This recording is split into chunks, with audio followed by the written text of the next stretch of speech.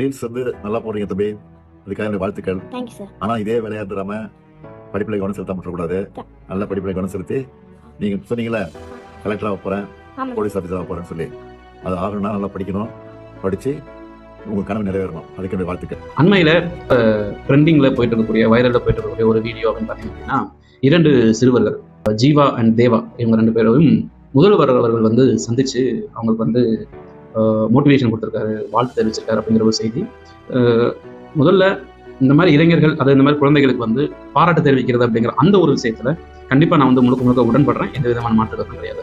ஆனா இந்த காணொலி எதுக்கு அப்படின்னு பாத்தீங்க அப்படின்னா, இதற்கு பின்னால் இருக்கக்கூடிய அரசியலை டீகோட் பண்ணி பார்க்கலாம் அப்படிங்கிற ஒரு எண்ணத்துல தான் இந்த ஒரு காணொலி வந்து நான் உருவாக்கியிருக்கேன். ஏன்னா ஒரு 3 மாதங்களுக்கு முன்னால ஜீவா அண்ட் தேவா இவங்க 2 பேரும் போட்ட ஒரு காணொலி, அதாவது 2 பேருக்கு தான் போட்டி கைஸ், ஒன்று அனிருத் சாருக்கும் எங்க அண்ணன் தேவாவுக்கும் அப்படின்னு சொல்லிட்டு ஒரு காணொலி வந்து போட்டிருந்தாங்க. பயங்கரமான ஒரு வைரலா ஒரு ரீச் ஆச்சு. மழலை பேச்சு அப்படிங்கிறது அத்தனை பேருமே ஈர்த்துச்சு.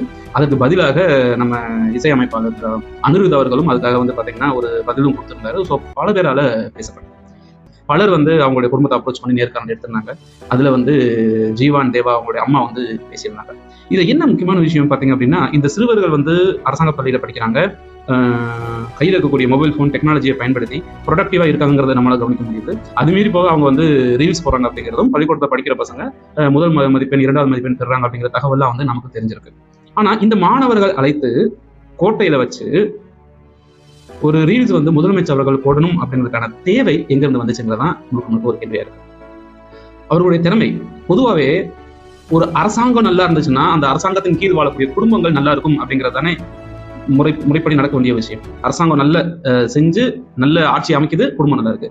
ஆனா இங்க நல்லா இருக்கிறவங்களை தேடி கண்டுபிடிச்சு தனக்குத்தானே விளம்பரம் தேடக்கூடிய ஒரு அரசு பார்க்குறீங்களா? அதுதான் என்னப்பா ஆரம்பத்துல வாழ்த்தி பேசினேன், இப்ப என்னமோ கொஞ்சம் தூத்தி பேசுற மாதிரி இருக்கு நினைச்சீங்க அப்படின்னா உண்மையிலே அப்படிதான்.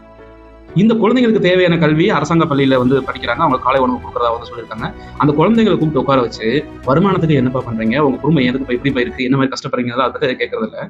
உங்க பள்ளிக்கூடத்துல காலையில சோறு போடுறாங்களா, அதுக்கான ஒரு விளம்பரம். அன்பில் மகேஷ் பொய்யாமொழி அவர்கள் கல்வித்துறை அமைச்சர் வந்து அவங்க கூட வந்து உட்கார்ந்துருக்காரு.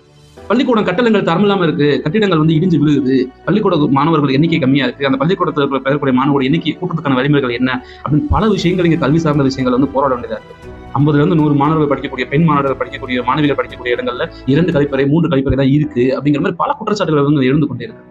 அதெல்லாம் கொண்டு போய் பார்த்து சரி பண்ணி தீர்க்கிறதுக்கு இந்த கல்வித்துறை அமைச்சருக்கு நேரம் இல்லையாங்கிற ஒரு கேள்வி உள்ள இருக்கு. இந்த மாதிரி ரீல்ஸ் மூலமா ஃபேமஸான பசங்களை கூப்பிட்டு வச்சு விளம்பரம் தேடக்கூடிய ஒரு விளம்பர மாடல் அரசியல் அப்படிங்கிறது எவ்வளவு அப்பட்டமான ஒரு கேவலமான விஷயமா இருக்குது தெரியுமா? என் உள் மனசப்பட்டதை வந்து நான் அப்படியே சொல்றேன். என்னப்பா இந்த பசங்களை கூப்பிட்டு வச்சு இந்த மாதிரி பேசுனது அப்படி என்னப்பா தப்பு அப்படிங்க